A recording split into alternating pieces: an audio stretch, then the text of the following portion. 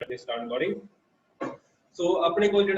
शैल model है शैल model आप कल गल कर रहे थे सिंगल पार्टिकल मॉडल की सो उस तो पहला आप गल की extreme single particle model extreme single particle model बेटा जो last valence nuclear single nuclear that was only contributing to the total angular momentum and whole of the properties of the nucleus ठीक है सो न्यूक्लियस की magnetic movement होगी total spin होगी it was contributed by a single valence nucleon लेकिन ਹੁਣ ਆਪਾਂ ਕੀ ਕੀਤਾ ਸੀਗਾ ਬੇਟਾ ਸਿੰਗਲ ਪਾਰਟੀਕਲ ਮਾਡਲ ਦੇ ਵਿੱਚ ਆ ਗਏ ਸੀਗੇ ਸਿੰਗਲ ਪਾਰਟੀਕਲ ਮਾਡਲ ਦੇ ਵਿੱਚ ਕੀ ਹੈ state of the nucleus can be described by the last orbital ਜਿਹੜੀ ਲਾਸਟ ਬੈਲੈਂਸ ਨਿਊਕਲੀਅਸ ਹੈਗੇ ਜਿਹੜੀ ਲਾਸਟ ਆਰਬਿਟਲ ਦੇ ਵਿੱਚ ਲਾਈ ਕਰ ਰਹੇ ਜਿਹੜੀ ਕਿ ਪਾਰਸ਼ਲੀ ਅਨਫਿਲਡ ਹੈ ਉਸ ਸਟੇਟ ਦੇ ਵਿੱਚ ਆਪਣੇ ਕੋਲ ਜਿਹੜੇ ਜਿੰਨੇ ਵੀ ਨਿਊਕਲੀਅਰ ਹੋਣਗੇ ਉਹ ਸਾਰੇ ਤੁਹਾਡੀ ਨਿਊਕਲੀਅਸ ਦੀ ਸਟੇਟ ਨੂੰ ਡਿਸਕ੍ਰਾਈਬ ਕਰਨਗੇ ਜਸਟ ਲਾਈਕ G9 ਹਾਫ ਅਗਰ ਤੁਹਾਡੇ ਕੋਲ ਲਾਸਟ ਆਰਬਿਟਲ ਹੈ ਜਿਹਦੇ ਵਿੱਚ ਨਿਊਕਲੀਅਸ ਪਏ ਹੋਏ ਹੈ whether they are 3 whether they are 4 5 or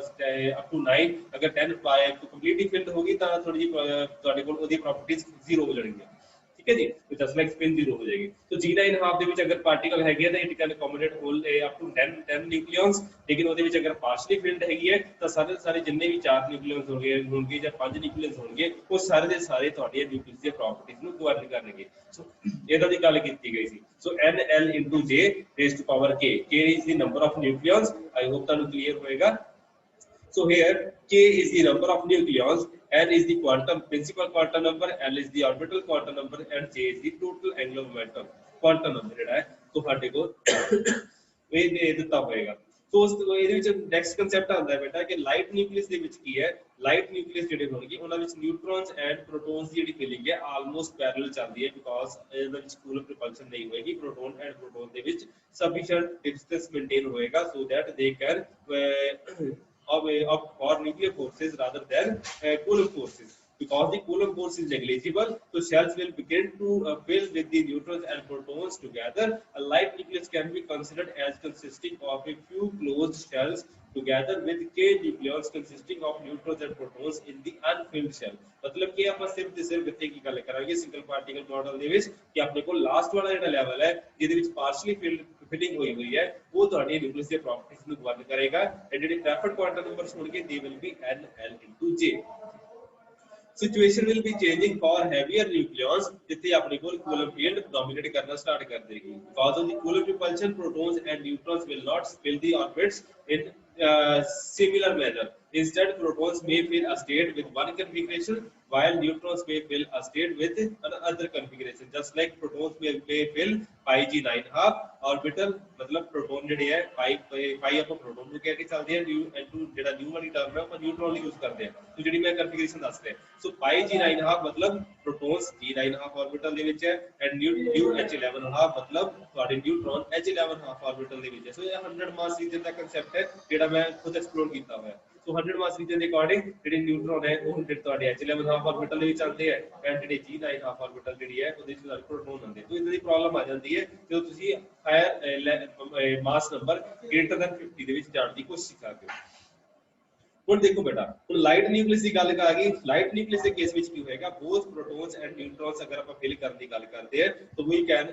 treat neutrons and protons at par मतलब कि लाइट न्यूक्लियस के केस ਵਿੱਚ ਨਿਊਟਰੋਨ ਦੀ ਸਪਿਨ 1 ਹਾਫ ਆਪਾਂ ਲੈ ਸਕਦੇ ਹਾਂ ਐਂਡ ਪ੍ਰੋਟੋਨ ਦੀ ਸਪਿਨ ਵੀ ਆਪਾਂ 1 ਹਾਫ ਲੈ ਸਕਦੇ ਹਾਂ ਜਸਟ ਲਾਈਕ ਆਈਸੋਟੋਪਿਕ ਸਪਿਨ ਦਾ ਕਨਸੈਪਟ ਆਪਾਂ ਇੰਟਰੋਡਿਊਸ ਕਰਦੇ ਹਾਂ ਬਿਕੋਜ਼ ਨਿਊਟਰੋਨਸ ਐਂਡ ਪ੍ਰੋਟੋਨਸ ਨੂੰ ਅਗਰ ਆਪਾਂ ਸਾਈਮਲਟੇਨੀਅਸਲੀ ਫਿਲ ਕਰ ਰਹੇ ਹਾਂ ਇਹਦੇ ਕੇਸ ਵਿੱਚ ਆਪਾਂ ਕੀ ਕਰ ਸਕਦੇ neutrons and protons can be collectively called nucleons in case of atomic mass number less than 50 and they can be treated at par ਜਿਹਦੇ ਵਿੱਚ ਆਪਾਂ ਆਈਸੋਟੋਪਿਕ ਸਪਿਨ ਦਾ ਕਨਸੈਪਟ ਡਿਸਕਸ ਕਰਦੇ ਹਾਂ ਸੋ ਆਪਾਂ ਪ੍ਰੋਟੋਨ ਨੂੰ ਕੀ ਕਹਿ ਸਕਦੇ ਹਾਂ ਆਈਸੋਟੋਪਿਕ ਸਪਿਨ 1 half and neutron ਨੂੰ ਵੀ ਕੀ ਕਹਿ ਸਕਦੇ ਹਾਂ ਆਈਸੋਟੋਪਿਕ ਸਪਿਨ 1 half ਅਗਰ ਆਪਾਂ ਇਹਦਾ ਥਰਡ ਕੰਪੋਨੈਂਟ ਲੈ ਕੇ ਚੱਲੀਏ ਤਾਂ ਆਪਣੇ ਥਰਡ ਕੰਪੋਨੈਂਟ ਦੇ ਵਿੱਚ ਕੀ ਹੋ ਜਾਏਗਾ ਪ੍ਰੋਟੋਨ ਨੂੰ ਆਪਾਂ 1 half ਮੰਨ ਕੇ ਚੱਲਾਂਗੇ ਐਂਡ ਨਿਊਟਰੋਨ ਨੂੰ ਆਪਾਂ -1 half ਮੰਨ ਕੇ ਚੱਲਾਂਗੇ ਤਾਂ ਆਈਸੋਟੋਪਿਕ ਸਪਿਨ ਦਾ ਕਨਸੈਪਟ ਇੱਥੇ ਆ ਜਾਂਦਾ ਹੈ so because neutrons and protons are treated together so concept of isotopic spin plays an important role so ਅਗਰ ਤੁਹਾਡੀ ਪ੍ਰੋਪਰਟੀਜ਼ ਜਿਹੜੀ ਹੈ ਤੁਸੀਂ ਅਗਰ ਤੁਹਾਡੇ ਕੋਲ ਜਿਹੜਾ ਨਿਊਕਲੀਅਸ ਹੈ ਮਾਸ ਨੰਬਰ ਲੈਸ ਦੈਨ 50 ਹੈ ਤਾਂ ਉਹਦੀ ਪ੍ਰੋਪਰਟੀਜ਼ ਨੂੰ ਤੁਸੀਂ ਆਈਸੋਟੋਪਿਕ ਸਪਿਨ ਦੇ ਨਾਲ ਬੈਟਰ ਐਕਸਪਲੇਨ ਕਰ ਪਾਉਂਦੇ ਹੋ ਰਾਦਰ ਦੈਨ ਇੰਡੀਪੈਂਡੈਂਟ ਬਿਹੇਵੀਅਰ ਠੀਕ ਹੈ ਜੀ ਸੋ ਆਈਸੋਟੋਪਿਕ ਸਪਿਨ ਦਾ ਕਨਸੈਪਟ ਇੱਥੇ ਆ ਜਾਂਦਾ ਹੈ the total angular momentum so the total isotopic spin of the nucleus is given by capital T is equal to d of I is equal to 1 to 8 so ਤੁਹਾਡੇ ਕੋਲ total isotopic spin ਜਿਹੜੀ ਹੈ ਉਹ ਦਿੱਤੀ ਹੋਈ ਹੈ ਬੇਟਾ ठीक है जी। सो इस तरह का कंसैप्ट अपने को है।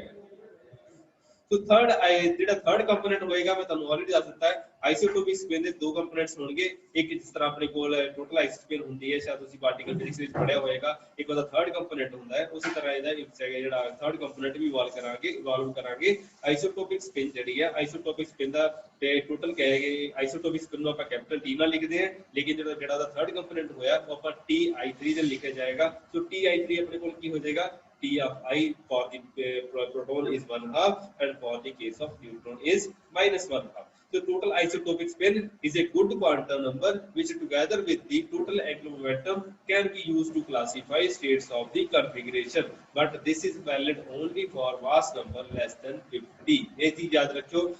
ਜਿਹੜਾ total isotopic spin है it is a good quantum number for nuclei with mass number less than 50 because neutrons and protons are treated at par for this type of nuclei.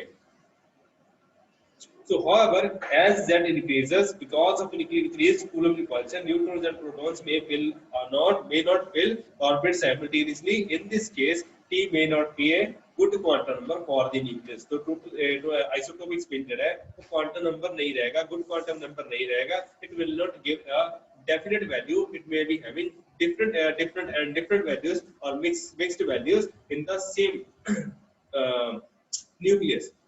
For the same nucleon. So mixing हो सकती है quantum numbers से. So quantum number C and T cannot describe a state without ambiguity because there is frequently more than one way to obtain a given J and T. ਹੁਣ ਇੱਕ problem ਹੋਰ ਆ ਜਾਂਦੀ ਹੈ ਬੇਟਾ ਕੁਆਂਟਮ ਨੰਬਰ ਜਿਹੜੇ total angular momentum ਹੈ and ਜਿਹੜਾ ਆਈਸੋਟੋਪਿਕ ਸਪਿਨ ਹੈ ਇਹ ਤੁਹਾਡੇ ਕੋਲ ਐਗਜ਼ੈਕਟਲੀ ਤੁਹਾਨੂੰ ਜਿਹੜੀ ਵੈਲਿਊਜ਼ ਹੈ ਸਟੇਟ ਜਿਹੜੀਆਂ ਹੈਗੀਆਂ ਉਹਨੂੰ ਰੀਪਰੋਡਿਊਸ ਨਹੀਂ ਕਰ ਪਾਉਂਦੇ ਬਿਕਾਜ਼ ਆਪਣੇ ਕੋਲ ਟੋਟਲ ਐਂਗੂਲਰ ਮੋਮੈਂਟਮ ਬਣਾਉਣ ਦੇ ਵੀ ਤਰੀਕੇ ਹੈ ਐਂਡ ਆਈਸੋਟੋਪਿਕ ਬਣਾਉਣ ਦੇ ਤਰੀਕੇ ਜਦੋਂ ਆਪਾਂ ਇਹਦੇ ਵਿੱਚ ਇੰਪਲੀਮੈਂਟ ਕਰਾਂਗੇ ਤਾਂ ਅਲਟੀਮੇਟਲੀ ਜਿਹੜਾ ਰਿਜ਼ਲਟ ਬਣੇਗਾ ਉਹ ਮਿਕਸਡ ਬਣ ਜਾਏਗਾ ਸੋ ਆਪਣੇ ਕੋਲ ਪੋਸੀਬਿਲਿਟੀਜ਼ ਹੁੰਦੀਆਂ ਜਿਸ ਤਰ੍ਹਾਂ ਆਪਾਂ ਰਾਕਾ ਕੋਐਫੀਸ਼ੀਐਂਟਸ ਦੀ ਗੱਲ ਕੀਤੀ ਸੀ ਕਿ ਆਪਣੇ ਤਿੰਨ ਐਂਗੂਲਰ ਮੋਮੈਂਟਮ ਹੈ ਉਹਨੂੰ ਕਪਲ ਕਰਨ ਦੇ ਲਈ ਕੀ ਕਰ ਸਕਦੇ ਹੋ J12 ਬਣਾ ਸਕਦੇ ਹੋ ਜਾਂ J23 ਕਪਲਿੰਗ ਬਣਾ ਸਕਦੇ ਹੋ ਉਹਦੇ ਵਿੱਚ ਨੈਕਸਟ ਵਨ ਵਾਲਾ ਕਪਲ ਕਰ ਸਕਦੇ